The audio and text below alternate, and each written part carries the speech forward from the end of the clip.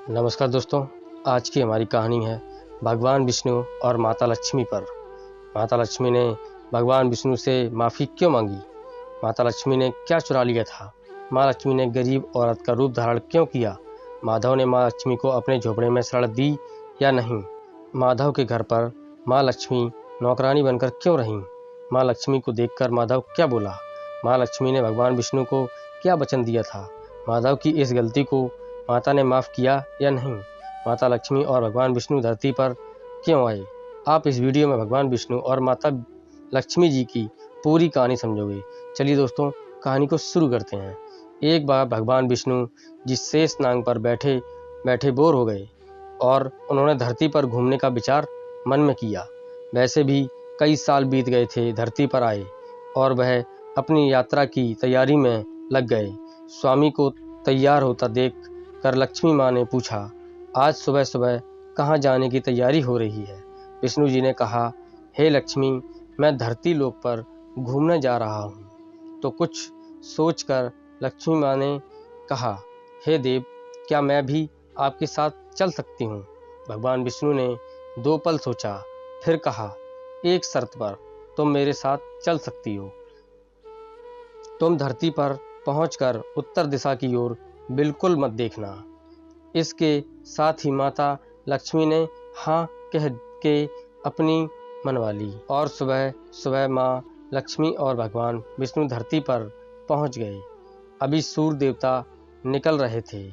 रात बरसात होकर हटी थी। चारों ओर हरियाली ही हरियाली थी। उस समय चारों ओर बहुत शांति थी और धरती बहुत ही सुंदर दिख रही थी और माँ लक्ष्मी मंत्रमुग्ध होकर धरती को देख रही थीं और भूल गईं कि पति को क्या वचन देकर आई हैं और चारों ओर देखती हुई कब उत्तर दिशा की ओर देखने लगीं, पता ही नहीं चला। और उत्तर दिशा में माँ लक्ष्मी को एक बहुत ही सुंदर बगीचा नजर आया और उस तरफ भीनी भीनी खुशबू आ रही थी और बहुत ही सुंदर फूल खिले थे। यह एक फूलों का खेत था और माँ लक्ष्मी बिना सोचे समझे उस खेत में गईं और एक सुंदर सा फूल तोड़ लाईं। लेकिन यह क्या, जब माँ लक्ष्मी भगवान विष्णु के पास वापस आईं तो भगवान विष्णु की आंखों में आंसू थे और भगवान विष्णु ने माँ लक्ष्मी को कहा कि कभी भी किसी से बिना पूछे उसका कुछ भी नहीं लेना चाहिए और साथ ही अपना वचन भी याद दिलाया। माँ लक्ष्मी को अपनी भूल का पता चला तो उन्होंने भगवान विष्णु से इस भूल की माफ़ी मांगी। तो भगवान विष्णु ने कहा कि जो तुमने जो भूल की है उसकी सज़ा तो तुम्हें ज़रूर मिलेगी। इस माली के खेत से तुम बिना पूछे फूल तोड़ा है, यह एक प्रकार की चोरी है। इसलिए अब तुम 3 साल तक माली के घर नौकर बनकर रहो। उसके बाद मैं तुम्हें वैकुंठ में वापस बुलाऊंगा। माँ लक्ष्मी ने चुपचाप सर झुकाकर हाँ कर दी। आजकल की लक्ष्मी थोड़ी थी और माँ लक्ष्मी एक गरीब औरत का रूप धारण करके उस खेत के मालिक के घर गईं।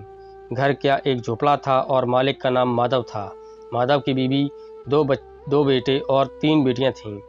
सभी उस छोटे से खेत में काम करके किसी तरह से गुजारा करते थे। माँ लक्ष्मी जब एक साधारण और गरीब औरत बनकर जब माधव के झोपड़े पर गईं तो माधव ने पूछा, बहन तुम कौन हो और इस समय तुम्हें क्या चाहिए? तब माँ लक्ष्मी ने कहा, मैं एक गरीब औरत हूँ, मेरी देखभाल करने वाला कोई नहीं है। मैंने कई दिनों से खाना भी नहीं खाया। मुझे कोई भी काम दे दो, साथ में मैं तुम्हारे घर का काम भी कर दिया करूँगी। बस मुझे अपने घर में एक कोने में आसरा दे दो। माधव बहुत ही अच्छे दिल का मालिक था। उसे दया आ गई, लेकिन उसने कहा, बहन मैं तो बहुत ही गरीब हूँ, मेरी कमाई से मेरे घर का खर्च मुश्किल से चलता है। लेकिन अगर मेरी 3 की जगह 4 बेटियाँ होती तो भी मुझे गुजारा करना था। अगर तुम मेरी बेटी बनकर जैसा रूखा सूखा हम खाते हैं उसमें खुश रह सकती हो तो बेटी अंदर आ जाओ। माधव ने माँ लक्ष्मी को अपने झोपड़े में शरण दे दी और माँ लक्ष्मी 3 साल उस माधव के घर पर नौकरानी बनकर रहीं। जिस दिन माँ लक्ष्मी माधव के घर आई थीं उस से दूसरे दिन ही माधव को इतनी आमदनी हुई फूलों से कि शाम को एक गाय खरीद ली। फिर धीरे धीरे माधव ने काफ़ी ज़मीन खरीद ली और सब ने अच्छे अच्छे कपड़े भी बनवा लिए और फिर एक बड़ा पक्का घर भी बनवा लिया। बेटियों और बीवी ने गहने भी बनवा लिए और अब मकान भी बहुत बड़ा बनवा लिया था। माधव हमेशा सोचता था कि मुझे यह सब इस महिला के आने के बाद मिला। इस बेटी के रूप में मेरी किस्मत आ गई मेरी ओर। अब 2 से 5 साल बीत गए थे, लेकिन माँ लक्ष्मी अब भी घर में और खेत में काम करती थीं। एक दिन माधव जब अपने खेतों से काम करके घर आया तो उसने अपने घर के सामने द्वार पर एक देवी स्वरूप गहनों से लदी एक औरत को देखा। ध्यान से देखकर पहचान गया, अरे यह तो मेरी मुँह बोली चौथी बेटी यानी वही औरत है, और पहचान गया कि यह तो माँ लक्ष्मी है। अब तक माधव का पूरा परिवार बाहर आ गया था और सब हैरान होकर माँ लक्ष्मी को देख रहे थे। माधव बोला, हे माँ, हमें माफ़ कर, हमने अनजाने में ही घर और खेत में काम करवाया है। माँ, यह कैसा अपराध हो गया।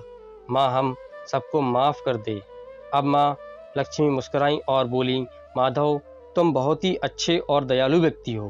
तुमने मुझे अपनी बेटी की तरह रखा, अपने परिवार के सदस्य की तरह से। इसके बदले मैं तुम्हें वरदान देती हूँ कि तुम्हारे पास कभी भी खुशियों की और धन की कमी नहीं रहेगी। तुम्हें सारे सुख मिलेंगे जिसके तुम हकदार हो। और फिर माँ अपने स्वामी के द्वारा भेजे रथ में बैठकर बैकुंठ चली गईं। दोस्तों, ये थी माता लक्ष्मी और भगवान विष्णु जी की कहानी को समझाने का प्रयास किया है। तो चलिए दोस्तों, चैनल को सब्सक्राइब कर लीजिए, नई नई कहानियों के अपडेट मिलते रहें। और दोस्तों, वीडियो को लाइक भी कर दीजिए। तो मिलते हैं एक रोचक मज़ेदार कहानी को लेकर अगली कड़ी में। तब तक के लिए नमस्कार, जय हिंद, वंदे मातरम।